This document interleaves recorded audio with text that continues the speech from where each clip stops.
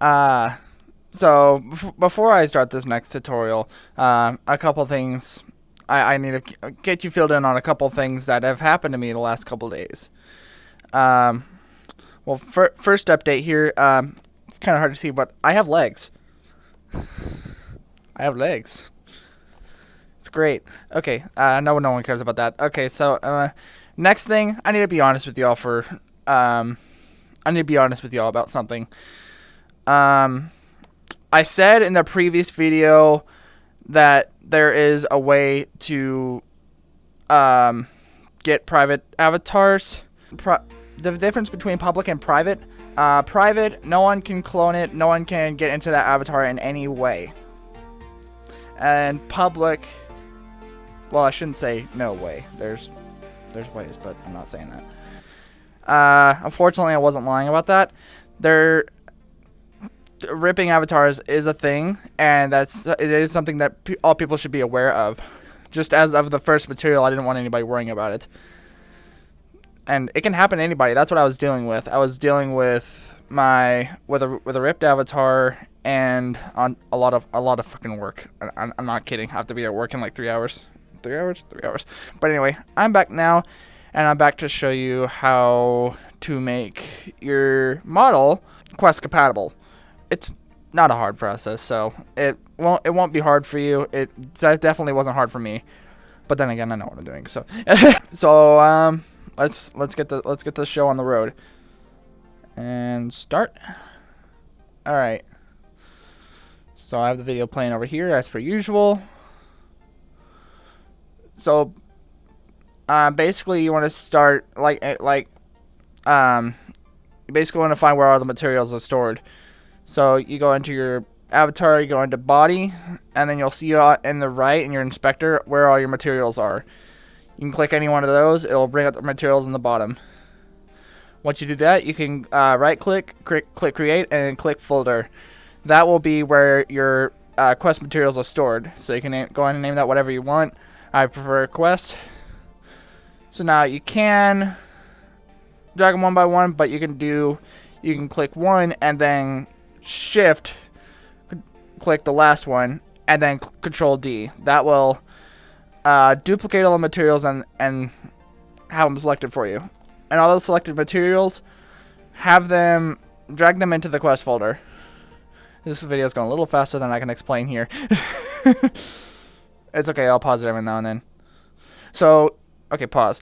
So you can either do them one by one, that's a long way, or you can do it the shorter way, which is click one and then shift click the other one at the end, which I just demonstrated twice in a row. Once you have all those selected, it will basically say shader with a dash. That just means that there's different shaders being used. That's, not important. So once you do that, you just want to click that box and then click play. And then you're going to click that box and then you're going to click VR chat, mobile, and then standard light, lit, tune lit. You can basically use any of those shaders in that mobile section. I went with standard light because it looks the best. Now keep in mind, you do actually have to apply the materials to the model for this to work. I found that the hard way. So, pause.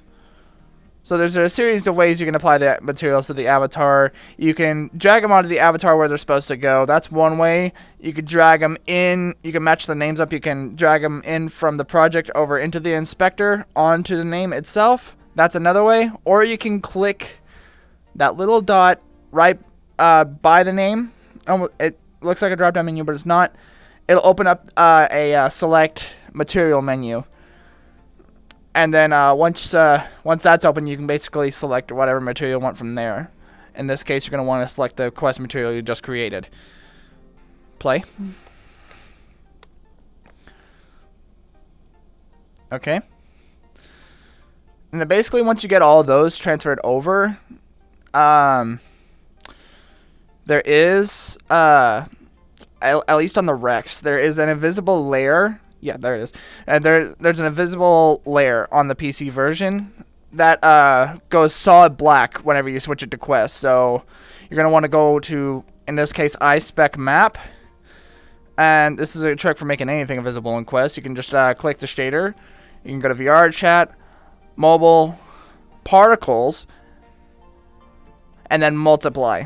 That will make it invisible to the I would say human eye, but anyway. But there you go. Now you can see the eyes normally. What, kitty? What? Anyway. So now that all your shaders are transferred over, depending on if you have dynamic bones or not, it'll let you know that in the SDK. Oh, yeah, I forgot to make the prefabs. That shows how organized I am. Anyways, yeah, that's something you definitely want to do. So you want to make sure that you have a prefab for Quest and a prefab for PC. So that way you can just drag the prefabs into the hierarchy and they'll just be ready to go for whatever platform you need to upload for. And if you're making changes to the actual prefab itself, you're going to have to unpack it.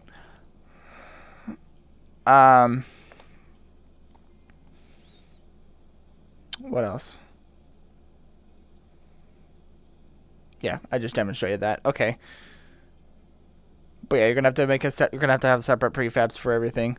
And to make a prefab, it's really not that difficult. Just all you see on the video here is just me remaking the PC prefab because I forgot to. Yeah, you just drag the main avatar itself into project, and that will basically make a prefab for it. And you'll see that the avatar itself will turn blue in the hierarchy. So this is where you can remove the dynamic bones if you're on the PC version. And you're going to want to make sure you keep everything separated so it's easier to hop back and forth. What am I doing now? So after you you have one or two options here. Either you can keep compressing or you can attempt an upload.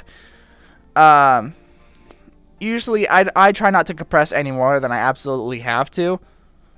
There we go. I try not to compress any more than I absolutely have to, but if you want to keep going, that's entirely up to you. But after you convert the shaders, yeah, see, I'm over the limit, so I'm gonna have to keep compressing. After you convert all the materials, you can attempt an upload or you can keep going. And I don't know why an attempt an upload twice, the number's going to be the exact same thing twice in a row. I don't know why it does that. It's so stupid. Anyways, so you're going to see that I have to keep going, and which means I'm going to have to go to the textures. So you can see you can click the body, click any one of the materials, and then you can click the texture in there under that shader. Same thing, right click, create folder, name it Quest. Why is my hand so behind? Anyways, you can do the shift click trick and just Control D for duplicate. This is gonna take a minute because it's a lot of textures.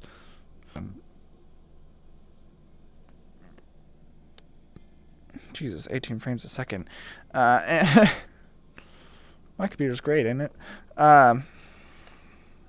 If you have a lot of textures, this is definitely going to take a while. You might want to go grab yourself a drink.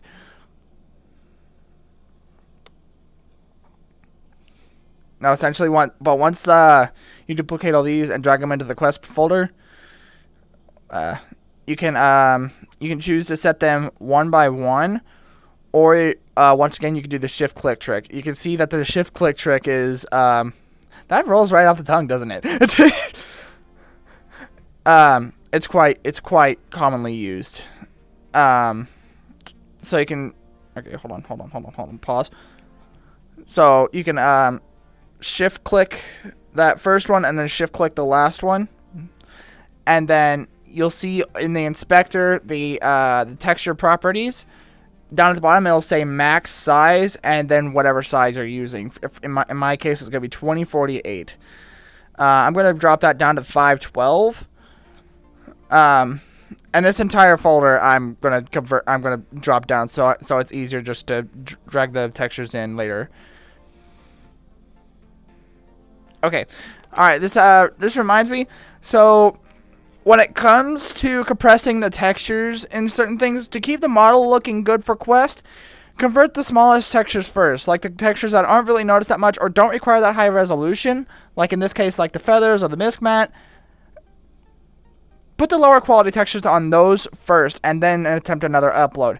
If it doesn't work, then attempt the one that covers a little bit more area, like the body mat. There's no possible way I can jinx it, because I can see my meter moving, but it'd be so funny if I made this entire recording and you didn't hear a word I said. So, while I'm doing all of that, I'm gonna have to. Will you shut up? I'm gonna have to compress other textures. But if you change the shaders, well, you're gonna have to change the shaders the other way. If you compress the textures as low as you're comfortably okay with. The hell is that? Oh, that's a credit plane. Never mind. I end up deleting that later, so that's not my problem. If you bring the textures as low as you're comfortable with, and it still won't let you, there is methods for lowering the polygon count. That will help a lot. I personally use this tool called PolyTool. You can find it on Gumroad. You can get the version for like $30, I think. I don't know. I'd have to look it up. I'll drop a link down in the description if I remember. Some questions y'all might have on certain visibility on the Quest or not. If your avatar is, I believe if it's like poor or over, I believe it automatically hides it for Quest, and the Quest users will have to show it. I could be wrong about that. It could be very poor and up, but I'm just gonna stick with poor and up for now. And I think below that, it shows by default. I'm not entirely certain, but the avatar has to meet a certain performance rank to be shown automatically. After that, it's up to the user themselves to show your avatar. They would I know I have to have a lot of people show mine because mine isn't the best, avatar. And there you go. So once you bypass all the upload bull BS, you get to this upload screen. You've done this before. Just click that the above information is accurate and I have the rights to upload the content to VRChat, and click upload. Once again, that will upload it to the servers, the Quest side, and then the Quest users will be able to see the Quest version of your avatar. Now, now here's the thing: the avatar doesn't have to be the exact same. So theoretically, you could make a completely different avatar for Quest, so they would see something completely different. I know, because that's what I did with my wicker, my lava wicker. You can see it right there, being funny. Yeah, upload complete. All right, cool. And once you do that, if you look in your if you look at your avatars and my creations, you will where the hell is it? Oh, it's right there. That's the fallback. They look exactly the same. Don't give me any crap, okay? Can you see what I'm doing? Yes, you can. Okay. Well, kind of. You will see that it is it has the blue one, the blue circle, and the green circle. The green circle means it's Quest compatible. If you see that green circle, congratulations, you did it. Let's see if I can remember this from memory. So, some issues some people might run into is it might say error saving blueprint while uploading. That happens a lot with me as well. I don't know why it does that, but I find most frequently that detaching the blueprint ID and attempting another upload for both platforms, that usually works for me. And detaching the blueprint ID is incredibly simple. Just open up Unity here. So if you click on the main avatar itself, you'll see in Pipeline Manager it'll say the Unity version, the blueprint ID, and then a bunch of gibberish. You can click detach optional, and it will detach the ID, which means it will upload to a separate avatar. You can try it again after that. If for some reason it's not letting you upload for some reason, like it's saying, oh, so-and-so prefab doesn't exist at the bottom, that means you have missing scripts. So go through your avatar, go through the console, make sure you don't have any missing scripts, because that will really mess with you in the end. SDK usually tells you what's wrong. Just read through it. If you can't read it for some reason, have a friend read it for you. Rose. After that, it's kind of just trial and error. Just kind of keep going until you find whatever works for you. I believe that's everything I got for today. If y'all, okay, so yeah, that's all I got for today. If y'all have any questions, concerns, just drop them in the comments below. I'm usually pretty good to answer those. I'm sorry, I'm using a lot of filler words here today. Look, I woke up at 4 a.m. this morning, okay? You can't give me shit. Is that the video? Or okay, that's the video. I couldn't tell if that was my desktop or not. Besides that, let me know what you want to see next. And I'll catch you guys later. Peace.